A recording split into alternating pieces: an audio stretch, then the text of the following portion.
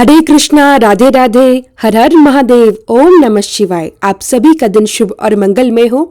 आज दिनांक है 20 फरवरी और दिन है शुक्रवार और आज आप सुनेंगे फाल्गुन मास महात्म्य के 19वें दिन की कथा। उससे पहले आज आपको भगवान शिव और देवी पार्वती जी के बीच में हुए संवाद की एक अद्भुत कहानी भी सुनाते हैं। और क्योंकि आज फाल्गुन मास के शुक्ल पक्ष की चतुर्थी तिथि है और चतुर्थी तिथि भगवान गणेश को समर्पित होती है और चतुर्थी तिथि महीने में 2 बार पड़ती है, एक शुक्ल पक्ष में जिसे विनायक चतुर्थी कहते हैं और दूसरे कृष्ण पक्ष में जो संकष्टी चतुर्थी कहलाती है। तो आज किस कथाओं का शुभारंभ भगवान गणेश की एक कथा से करते हैं।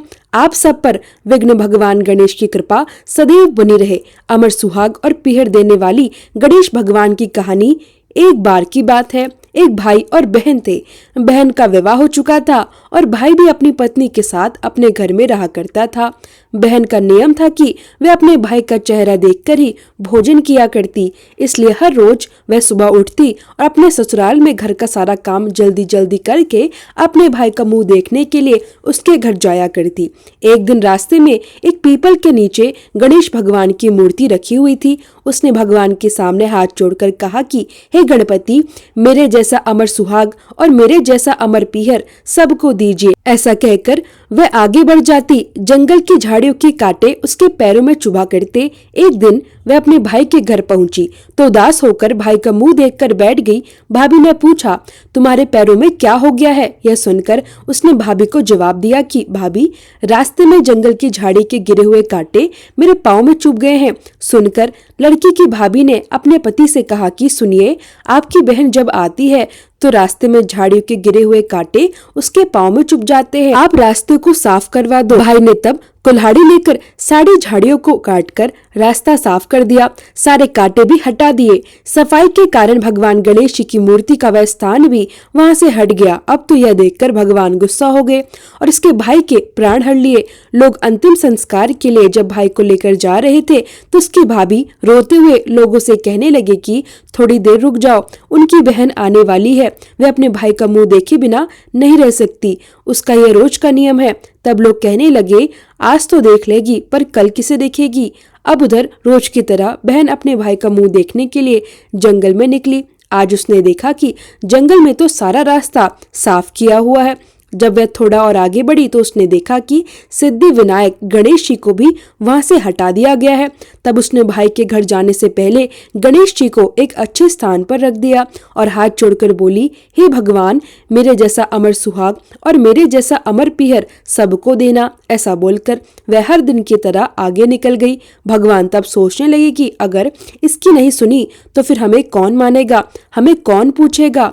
तब सिद्धि विनायक ने उसे आवाज दी, बेटी, इस खेजड़ी की 7 पत्तियां लेकर जा और उसे कच्चे दूध में घोलकर भाई के ऊपर छींटा मार देना, वो उठकर बैठ जाएगा। ये सुनकर जब बहन पीछे मुड़ी तो वहां तो कोई नहीं था। फिर वह सोचने लगी कि ठीक है, जैसा सुन लिया वैसा ही कर लेती हूँ। फिर वह 7 खिचड़ी की पत्तियां लेकर अपने भाई के घर पहुंची। वहां उसने देखा कि कई लोग बैठे हुए हैं, भाभी बैठी रो रही है और सामने ही भाई का शव रखा था। तब उसने पत्तियों को बताए हुए नियम के अनुसार भाई के ऊपर इस्तेमाल किया।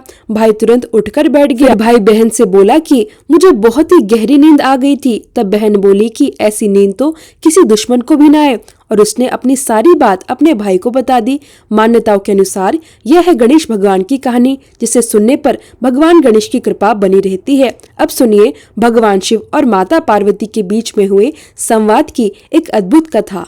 एक बार भगवान शंकर और माता पार्वती जी साथ साथ पद यात्रा पर संसार के भ्रमण के लिए निकले। संसार में अनेक स्थानों पर घूमने के बाद एक बार देवी पार्वती जी थक गई और उन्होंने भगवान शिव से थोड़ी देर विश्राम करने के लिए कहा। भगवान शिव ने विश्राम करने के लिए हामी भर दी और फिर वह दोनों एक बड़े से पीपल के पेड़ के नीचे छांव में बैठ गए। थोड़ी ही देर बाद भगवान शिव अपनी करवट बदलकर लेट गए, लेकिन माता पार्वती की नजरें उन चींटियों की कतार पर टिकी हुई थी जो एक जगह से दूसरी जगह पर रंगती हुई जा रही थी। चींटियों के बीच में रास्ते में पड़ा था एक रेंगने वाला कीड़ा, जिसे वह चींटियां लगातार चलते हुए काट रही थी। वह कीड़ा अपनी रक्षा करने में असमर्थ था क्योंकि चींटियां बहुत सारी थी और कीड़े को इस तरह चींटियों के काटने से अत्यधिक पीड़ा हो रही थी। वह अपनी रक्षा के लिए छटपटा रहा था। माता पार्वती जी यह दृश्य देखकर दुखी होने लगी। माता कैसे न कैसे करके उस कीड़े की पीड़ा मिटानी चाहती थी, लेकिन खुद करने में असमर्थ थी। तो माता ने कीड़े को इस समस्या से मुक्ति दिलाने के लिए भगवान शिव से प्रार्थना की। भगवान शिव ने जब खड़े होकर उस कीड़े को देखा तो उन्होंने देवी पार्वती को समझाया कि आप इस पर ध्यान मत दो, यह किसी पीड़ा में नहीं है बल्कि अपने कर्मों का ही फल भोग रहा है। लेकिन माता पार्वती अपने कोमल हृदय से इस कठोर और पीड़ादायक दृश्य से बहुत दुखी थी। उन्होंने फिर से भगवान शिव से उस कीड़े की पीड़ा को मिटाने के लिए लगातार प्रार्थना की, लेकिन भगवान शिव भी उन्हें यही समझाते रहे कि इस पर ध्यान मत दो क्योंकि यह तो अपने कर्मों का फल भोग रहा है और सभी को एक न एक दिन अपने कर्मों का फल भोगना ही होता है। भगवान शिव ने इस समस्या से मुक्ति दिलाने के लिए माता पार्वती जी से वहां से कहीं दूसरे स्थान पर चलने के लिए कहा ताकि उनका ध्यान वहां से हट सके, लेकिन माता पार्वती जी ने भी हट पकड़ रखी थी। वह कहने लगी, प्रभु जब तक इस कीड़े की पीड़ा नहीं मिटेगी मैं यहाँ से कहीं नहीं जाऊंगी। अब भगवान शिव को देवी पार्वती जी के हट के आगे मजबूर होकर उस कीड़े की पीड़ा मिटाने पड़ी। भगवान शिव बोले, देवी ठीक है, मैं इसका कष्ट दूर कर रहा हूँ, लेकिन अगर बाद में यह कुछ गड़बड़ करे तो तुम मुझे दोष मत देना। भोलेनाथ की बात सुनकर देवी पार्वती जी कहने लगी, ठीक है प्रभु, पहले आप इसका कष्ट तो मिटाइए। फिर भगवान शिव ने अपनी शक्तियों से उस कीड़े को राजा, चींटियों को उसकी प्रजा और उनके लिए बहुत ही सुंदर नगरी बना दी जिसमें राजा का आलीशान महल था। अब यहाँ से उस राजा की वास्तविकता शुरू होती है जिस कारण उसे कीड़े के रूप में पीड़ा मिल रही थी। अब जब सब कुछ बनकर तैयार हो गया तब भगवान शिव ने राजा से, जो पहले जन्म में कीड़ा था, उससे कहा कि भाई अब तो अपना राजपाट संभाल, हम यहाँ से चलते हैं। लेकिन राजा अपने व्यवहार से बड़ा ही घमंडी था और वह एक चरित्रहीन भी था। उसने माता पार्वती जी की सुंदरता पर मोहित होकर उनका ही हाथ पकड़ लिया और भगवान शिव का यह कहकर अपमान कि तू एक योगी, वन वन भटकने वाला एक साधारण सा ब्राह्मण, भला तेरे साथ यह सुंदर स्त्री कैसे रह सकती है? अरे इसकी जगह तो मेरे महल में है जिसे मैं अपनी रानी बनाऊंगा। इतनी सुंदर स्त्री एक राजा की रानी ही बन सकती है, ना कि एक साधारण से योगी की जिसे न अपने आज का पता है न अपने कल का।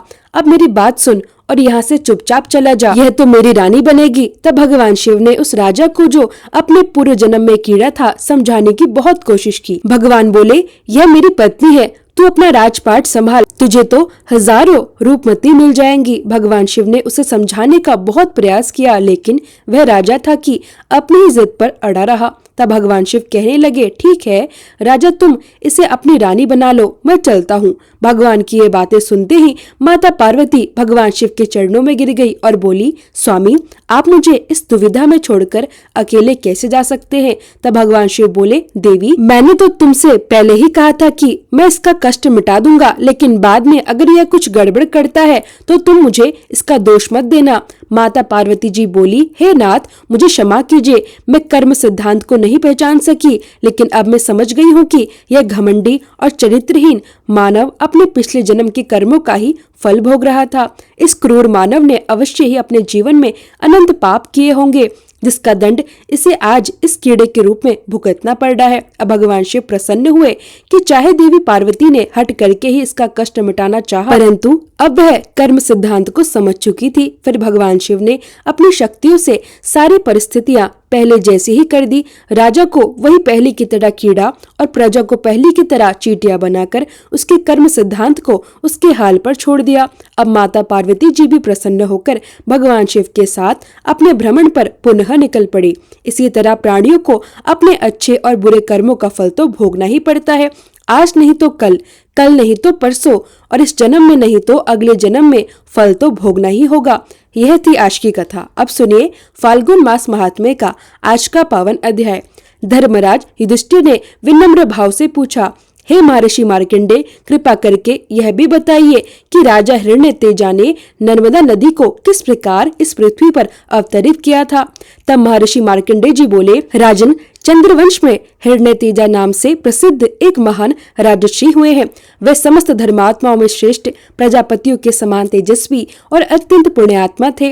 वे इस पर्वत, वन और कानन सहित संपूर्ण पृथ्वी के एक विशाल क्षेत्र पर शासन करते थे। उनकी राजधानी चंद्रपुरी थी, जो इंद्र की अमरावती के समान अद्भुत शोभा से युक्त थी। एक बार अमावस्या के दिन सूर्य ग्रहण लगा। उस समय इस जम्बू द्वीप में बावलियां, कुएं और सरोवर तो थे, परंतु कोई नदी उपलब्ध नहीं थी जहां देवताओं और पितरों का विशेष सत्कार किया जा सके। उस समय तक जम्बू द्वीप में कोई नदी थी ही नहीं। राजा ने लाखों गायें, स्वर्ण, मणि, रत्न, खजाने, घोड़े और असंख्य मतवाले हाथी ब्राह्मणों को दान में दिए। हव्य और कव्य द्वारा पितरों को भी तृप्त किया, किंतु उस समय उन्होंने देखा कि पितरों का जलपान का अत्यंत कष्ट हो रहा है। इसलिए वे पितरों से बोले, आप लोग कौन हैं और किस कर्म से पवित्र हो सकते हैं? तब पितृगण बोले, महाभाग, यह द्वीप नदियों से रहित होने के कारण यहाँ का समस्त धर्म कर्म नष्ट हो चुका है। नदी के अभाव में ना तो देवता तृप्त होते हैं और ना ही पितर। यदि इस द्वीप में नर्मदा अवतरित हो जाए, हम सबकी मुक्ति हो जाएगी। महाराज, जो कुछ कहना था हमने कह दिया, अब आपकी इच्छा जैसी हो वैसा करे। हिरण्यतेजा ने गंभीर स्वर में कहा, अब मुझे पितरों का उद्धार करना ही उचित लगता है, अन्यथा राज्य से मुझे क्या प्रयोजन? यदि मैं अपने पितरों को ही तृप्त ना कर सकूं, तो मेरा जीवन भी व्यर्थ है। ऐसा दृढ़ निश्चय करके राजा हिरण्यतेजा उद्यांचल पर्वत पर गए। वहां कंदमूल और फल का सेवन करते हुए वे भगवान शिव की आराधना करने लगे। उन्होंने अत्यंत कठिन तपस्या की। उनकी निष्कलंक और उत्तम भक्ति से प्रसन्न होकर भगवान शंकर ने उन्हें प्रत्यक्ष दर्शन दिए। राजा ने देव आदिदेव महादेव के दिव्य स्वरूप का दर्शन किया, उनकी 3 बार परिक्रमा की और साष्टांग दंडवत प्रणाम करके स्तुति करने लगे। राजा बोले, हे सुरेश्वर, आपको नमस्कार है। हे शूलपाणी, आपको नमस्कार है। प्रभु, आप ही पृथ्वी, जल, तेज, वायु और आकाश है। आप ही शब्द, स्पर्श, रूप, गंध और रस है। आप ही बुद्धि, मन, अहंकार, प्रकृति और इसके तीनों गुण है। आप ही समस्त इंद्रियों के प्रेरक, सर्वत्र व्यापक, समस्त कलाओं से युक्त तथा कला रहित अविनाशी परमेश्वर है। ब्रह्मा और विष्णु आदि देवता भी आपके आदि और अंत को नहीं जान पाते। महातेजस्वी राजा द्वारा किया गया यह स्तोत्र सुनकर देव आदिदेव जगदीश्वर शिव प्रसन्न हुए। भगवान शिव बोले, महाभाग, तुम कोई वर मांगो। राजा हिरण्यतेजा बोले, प्रभु, 7 कल्पों तक प्रवाहित होने वाली नर्मदा देवी को आप मृत्यु लोक में उतार दीजिए। पितर घोर नरक में डूब रहे हैं, उनका उद्धार हो सके और वे तृप्त होकर मुक्ति तथा परम गति प्राप्त कर सके। इसके लिए नर्मदा नदी का अवतरण अत्यंत आवश्यक है। तब महादेव जी बोले, तात, नर्मदा जी को ब्रह्मा, विष्णु, देवता, दैत्य और अन्य अल्पजीवी प्राणी भी पृथ्वी पर नहीं उतार सकते। तुम कोई अन्य वर मांगो, मैं उसे अभी प्रदान कर दूंगा। तब महाभाग राजा हिरण्यतेजा ने अटल स्वर में कहा, प्रभु, आपके प्रसन्न होने पर तीनों लोकों में कुछ भी असाध्य नहीं है। मैं सहस्त्र जन्म धारण कर लूं, परंतु इसके अतिरिक्त कोई दूसरा वर नहीं मांगूंगा। देवेश्वर, मैं आपके सेवकों का भी सेवक हूँ, मुझे नर्मदा जी ही चाहिए। राजा के अटल निश्चय देखकर भगवान शंकर प्रसन्न हुए और लोक पावनी नर्मदा देवी का आवाहन किया। तभी नर्मदा देवी मगर के आसन पर आरूढ़ होकर दिव्य स्वरूप में वहां प्रकट हुए। उन्होंने उमा महेश्वर दोनों के चरणों का स्पर्श किया। नतमस्तक होकर बोली, देवेश, किस कारण आपने मेरा स्मरण किया है, कृपया बताइए। महादेव जी बोले, नर्मदे, राजा हिरण्यतेजा ने अपना राज्य त्याग कर 14,000 दिव्य वर्षों तक घोर तपस्या की है, इसलिए तुम इनके अनुरूप पृथ्वी पर अवतरित हो जाओ। शीघ्र जाओ और नरक में पड़े हुए समस्त पितरों का उद्धार करो। यह सुनकर नर्मदा देवी बोली, देव, बिना किसी आधार के मैं जम्बू द्वीप में कैसे जाऊं? महादेव जी ने पर्वतों से कहा, तुम सब क्षण भर के लिए स्थिर हो जाओ, जिससे नदियों में श्रेष्ठ नर्मदा पृथ्वी पर उतर सके। पर्वतों ने विनम्रता से कहा, देव, हम नर्मदा देवी को धारण करने में असमर्थ हैं। उसी समय उद्यांचल पर्वत खड़ा हुआ और बोला, महादेव जी की कृपा से मैं नर्मदा को धारण करने में समर्थ हूँ। इसके पश्चात उद्यांचल की चोटी पर चरण रखकर नर्मदा देवी आकाश से पृथ्वी पर अवतरित हुई। वे वायु के समान तीव्र वेग से पश्चिम दिशा की ओर प्रवाहित होने लगी। उस समय तीनों लोकों में महान हाहाकार मच गया। नर्मदा के जल का वह भयंकर गूंजता हुआ कलकल नाद सुनकर पाताल लोक से एक तेजो में ज्वलित लिंग प्रकट हुआ और हुंकार भरकर कहने लगा कि सब पापों को हरने वाली और उत्तम व्रत का पालन करने वाली है नर्मदे, अब मर्यादा धारण करो।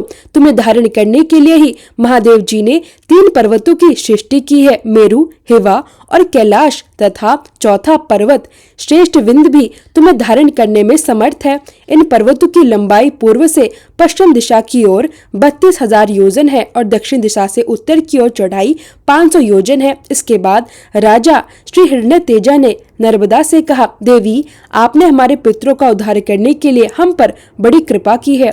नर्मदा ने उत्तर दिया, राजन, तुमने मेरे लिए महादेव जी की आराधना और तपस्या की है, इसलिए जो तुम्हारे माता पिता के वंश के लोग हैं वे और तुम्हारी रवास में रहने वाली स्त्रियों के भी जो सगे संबंधी है वे सब मेरे प्रभाव से उमा महेश्वर के लोक में चले जाएंगे। तब राजा ने नर्मदा में विधि पूर्वक स्नान करके देवताओं और पितरों का तर्पण, श्राद्ध और पिंडदान किया। इससे उनके सब पितर नरक से निकलकर देवयान मार्ग पर स्थित हो गए। यह नर्मदा का पहला अवतरण आदि कल्प के सतयुग में हुआ था। दूसरा अवतार दक्ष सावण मनवंतर में हुआ और तीसरा अवतार राजा पुरुरवा के द्वारा वैष्णव मनवंतर में संपन्न हुआ है। राजन, यह प्राचीन वृत्तांत जैसे मैंने अपनी आंखों से देखा है वैसा ही तुम्हें सुना दिया। नर्मदा में स्नान करने, गौता लगाने, उसका जल पीने तथा उसका स्मरण और कीर्तन करने से अनेक जन्मों के घोर पाप भी तत्काल नष्ट हो जाते हैं। मार्कंडेय जी कहने लगे, राजन, क्षत्रिय कुल में उत्पन्न पुतकुसु नामक राजा महान यशस्वी हुए हैं। उन्होंने पहले 1 सहस्त्र वर्षों तक महादेव जी की कठोर आराधना की। उनकी तपस्या से संतुष्ट होकर महादेव जी ने पूछा, राजन, तुम कौन सा वर चाहते हो? तब राजा ने अत्यंत विनम्र भाव से कहा, देव, नर्मदा नाम से प्रसिद्ध परम सौभाग्यशालिनी नदी को आप इस धरती लोक पर उतार दीजिए। महादेव जी ने कहा, राजन, इसे न मांगकर तुम कोई दूसरा वर मांग लो। ऐसा सुनते ही वह महाभाग्य पुतकुसु कुछ व्याकुल हुए। तब शिवजी ने उन्हें देखकर कर करुणा स्वर में कहा, राजन, तुम स्वस्थ हो जाओ, चिंता मत करो, मैं अभी श्रेष्ठ नर्मदा को मृत्यु लोक में उतारता हूँ। इसके बाद महादेव जी के कहने पर प्रयत नामक पर्वत ने महानदी नर्मदा के वेग को धारण करना स्वीकार किया। राजा और देवताओं के साथ देवी नर्मदा बड़े वेग से चली और प्रयका पर्वत की चोटी पर होती हुई उस स्थान पर पहुंची जहाँ पूर्व काल में राजा पृथु ने अश्वमेध यज्ञ किया था। वही एक बांस के मूल भाग से महानदी नर्मदा प्रकट हुई। उस समय सब देवता, गंधर्व, यक्ष, मरुत, अश्विनी कुमार, पिचाश, राक्षस, नाग और तपोधन ऋषि सभी ने अर्घ और पाक से पूजन करके नर्मदा जी की शरण ग्रहण की और बोले, आज हमारा जीवन सफल हुआ, हमारी तपस्या भी सफल हो गई। हे देवी, यहाँ आपका दर्शन करके हम सब देवता कृतार्थ हो गए। हम उसी को पुरुष मानते हैं जिसने नर्मदा जी को यहाँ उतारा है। हे नर्मदे, अब आप अपने हाथ से देवताओं का स्पर्श कीजिए जिससे हम सभी पवित्र हो जाए। ये सुनकर नर्मदा देवी बोली, मैं अब तक कुमारी हूँ, मेरा कोई पति नहीं है, इसलिए मैं देवगणों का स्पर्श नहीं कर सकती। नर्मदा जी का यह उत्तर पाकर देवता चिंता से व्याकुल हो गए और बोले, हे देवी, आपके समान रूप और गुण से संपन्न उत्तम वर कहाँ से प्राप्त हो सकता है? जिसने तुम्हें इस लोक में प्रकट किया है वही तुम्हारा पति हो। पूर्व काल में ब्रह्मा जी के श्राप से समुद्र मृत्युलोक में जाकर राजा पुरुकुत्सु हुए। वह इक्ष्वाकुल के आनंद को बढ़ाने वाले हैं। वह देवतुल्य क्षत्रिय पुरुकुत्सु आपके लिए श्रेष्ठ वर है। हे नर्मदे, यह सुनकर नर्मदा बोली, जिनमें इस प्रकार देवत्व है, जिनकी समस्त प्रजा धर्म में स्थित है, उन महात्मा पुरुकुत्सु के लिए और क्या कहा जा सकता है। ब्रह्मा जी के मानस पुत्र जिस प्रकार धर्मनिष्ठ बताए गए हैं, उसी प्रकार यह पुरुकुत्सु भी सब धर्मों के पालन में तत्पर है, इसलिए मैं इन्हें ही पति रूप में स्वीकार करती हूँ।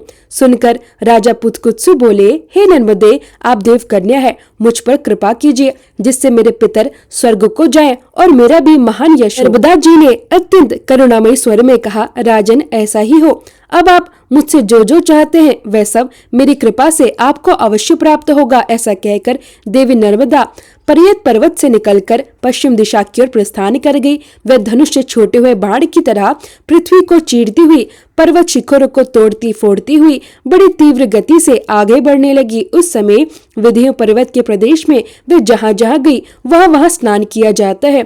वहाँ तीर्थ वर्जित स्थान में भी स्नान करने पर सहस्त्र गंगा स्नान का फल प्राप्त होता है। इसके बाद वैदिज्ञ महर्षियों ने सुख का विस्तार करने वाली लोक पावनी महादेवी नर्मदा की स्तुति की।